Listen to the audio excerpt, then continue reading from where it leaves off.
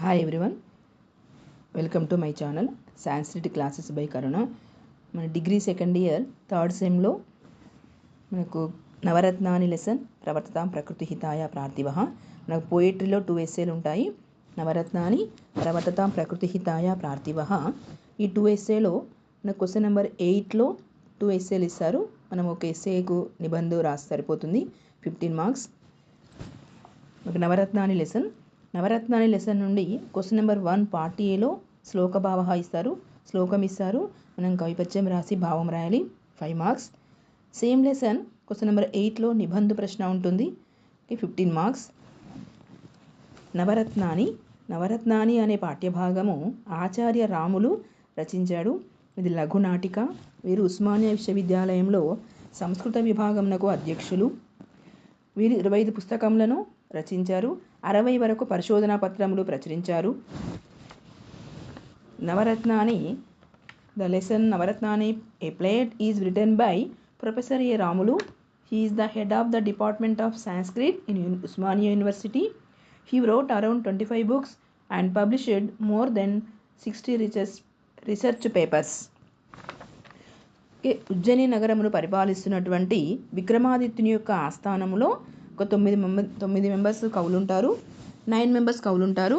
మరి ఆ కవులు తమ యొక్క పాండిత్యముతో, తమ యొక్క కవితా చాతుర్యంతో విక్రమాంక రాజు గారిని సంతోషపెడతారు.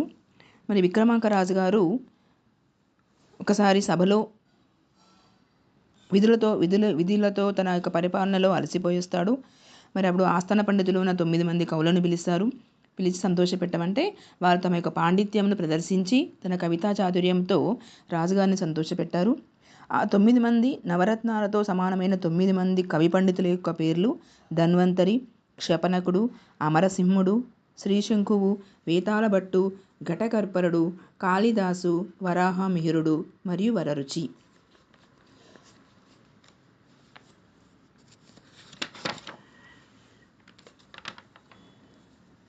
The king Vikramaditya was ruling Ujjaini city. There were 9 poets who were equal to 9 jewels in court. They were Dhanvantari, Kshapanaka, Amarasimha, Srishanku, Vetalabhattu, Ghatakarpara, Kalidasu and Vararuchi. They all are the scholars in different shastras. One day the king was tired, having discharged his royal duties and administration. Then he requested the 9 poets to entertain him by reciting their poetry. Later they assembled in the Saraswati Mandir. The king also came there and asked the poets scholars city the పాండిత్యాన్ని ప్రదర్శించి సంతోషపెట్టమని చెప్పారు. The first Dhanvantari is the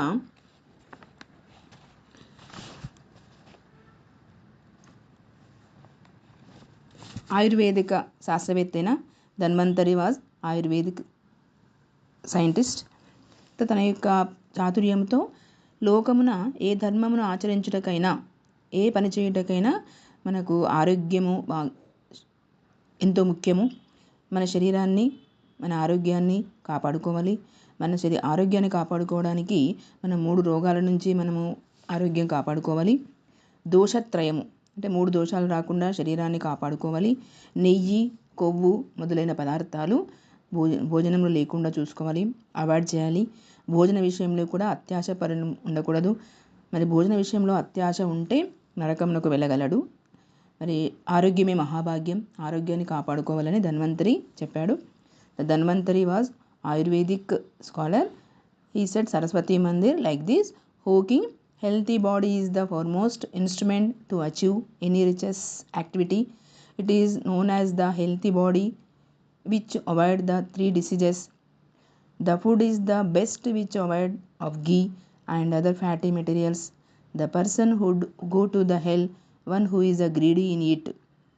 అని చెప్పాడు. Next second క్షపణకుడు. మరి క్షపణకుడు తన యొక్క సరస్వతి మందిరంలో, రాజా, జనులు పవిత్రమైన గంగాజలముతో స్నానమాచరించెదరు, వేదములు అభ్యసించెదరు, ధ్యానము లేదా తపస్సును చేయుదురు, దేవతలకు సాష్టాంగ నమస్కారము చేయుదురు.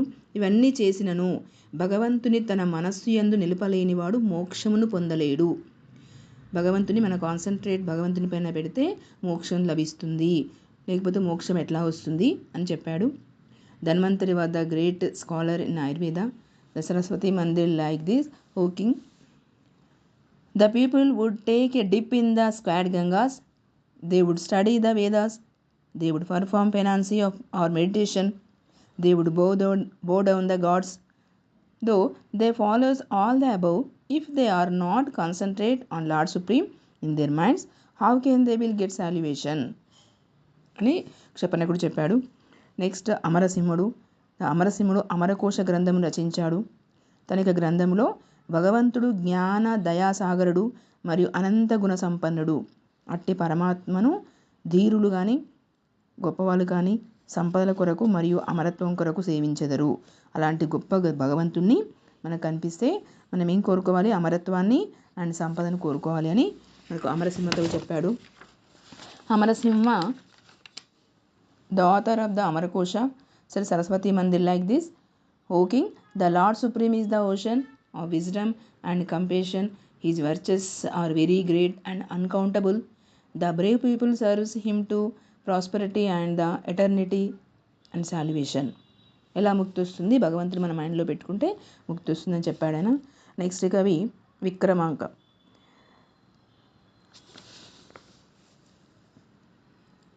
మరి విక్రమ వేతాళ భట్టు నెక్స్ట్గా వేతాళ భట్టు.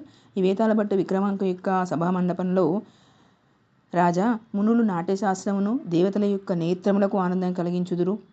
మహాదేవుడు తన శరీరంలో సగభాగమును పార్వతికిచ్చి ఆమెతో కలిసి నాట్యమును, తాండవము మరియు లాస్యమును చేసెను. ఈ విధంగా జగత్తునందు సత్వ తమో రజోగుణ గుణ త్రయాత్మకమై ఉండును. భిన్న రుచులు గల మానవులకు నాట్యము బహువిధములుగా ఉన్నప్పటికీ ఏకరూపంగానే ఆరాధిస్తారు. నాట్యం ఎన్ని రకాలుగా ఉన్నా కూడా జనులందరూ కూడా ప్రజలందరూ కూడా ఆ భగవంతుని ఒకే రూపంతో ఆరాధిస్తారు అని చెప్పాడు. The Vetala Bhatta, the master of Natyashastra, the Saraswati Mandir said like this. Sages says that Natya in the sacrifice yoga, which is the pleasing the eyes of the gods. Lord Mahadeva with Parvati performed this Natya in two ways, that is Tandava and Lasya.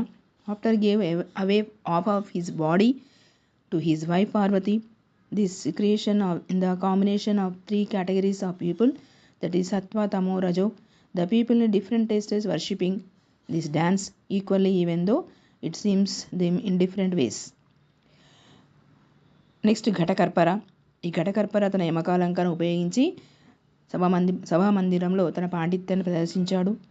మరి విరహ సమయమున కోపంతో పొందిన స్త్రీ ముఖమును ఎవరో ఒకరు శాంతపరచాలి, సంతోషపెట్టాలి. అలాగనే వర్షిస్తున్న మేఘములు బాటసారులు తమ గర్జనతో ఉత్కంఠం కలిగించి తమ యొక్క వర్షము ద్వారా బాటసారులపైన కురిపిస్తాడు. మరి అలాగనే స్త్రీలు తమ మాత్రము స్త్రీలకు అంతులేని దుఃఖమును కలిగించుచున్నవి.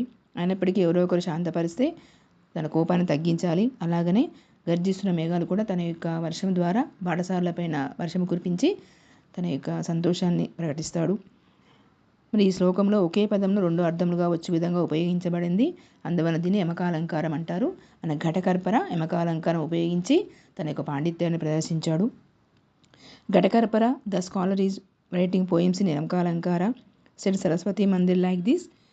O king, someone would pacify the woman whose face become angry in times of love, and while his raining clouds make the travelers enthusiastic where the unbearable sorrow of their woman increased. In this poem, a single word which gives different meanings in used. Hence it is called yamakalankara. Next కవి వరాహమిహిరుడు. వరాహమిహిరుడు తన astrology జ్యోతిష్ శాస్త్రవేత్త. తన పాండిత్యం ద్వారా మరి యజ్ఞములు కాలానుగుణంగా నిర్వహించబడతాయి. ఇట్టి విధముగా కాలానుక్రమంగా యజ్ఞములు నిర్వహించబడును. దీని కాల విధాన శాస్త్రం అంటారు. మరి దీన్ని జ్యోతిష్ శాస్త్రం అని కూడా అంటారు. ఇటు జ్యోతిష్ శాస్త్రమును తెలిసిన వారు, వేదశాస్త్రము తెలిసిన పండితులు మాత్రమే ఇలాంటి ఒక విషయాలు చెప్తారు. వీళ్ళ ఆస్ట్రాలజీ అంటారు. మరి మనకు యజ్ఞాలు కానీ పూజలు కానీ ఏమి జరిగినా కూడా కాల విధాన శాస్త్ర ప్రకారం జరుగుతుంది. ఈ కాల విధాన శాస్త్రమును వేదాలు తెలిసిన వాళ్ళు, పండితులు, జ్యోతిష్యులు మాత్రమే చెప్తారు. ఆస్ట్రాలజీ అంటారు. Varahamihira is the scholar astrology. Saraswati Mandir like this. Vedas burn the perform sacrifices. The sacrifices will be performed according to the right time. In this way the Kala Vidhana Shastra decides the sacrifice times of yajna. This is only called as astrology. Moreover, he is the Pandit, one who knows science and of astrology. Only astrology తెలిసిన వాళ్ళకి మాత్రమే ఇది విషయం తెలుస్తుందని చెప్పాడు. Next Vararuchi వ్యాకరణ శాస్త్రవేత్త. మరి వరరుచి తన యొక్క పాండిత్యంతో తన పుత్రునికి ఈ విధంగా చెప్పాడు, ఓ పుత్ర, నీవు బహువిధములైన శాస్త్రములు అభ్యసించినా లేదా అభ్యసించకపోయినా సరే వ్యాకరణ శాస్త్రం తప్పక అభ్యసించాలి. ఎందుకంటే వ్యాకరణం నేర్చుకుంటే మనకు శబ్దాల మధ్య, పదాల మధ్య, విభక్తుల మధ్య భేదం తెలుస్తుంది. అలా తెలిసి మనం ఈజీగా వ్యాకరణం నేర్చుకోవచ్చును. స్వజనులకు సకలమునకు శకలముకు సకృత్ ఈ విధంగా మనకు పదాల మధ్య భేదం తెలుస్తుంది.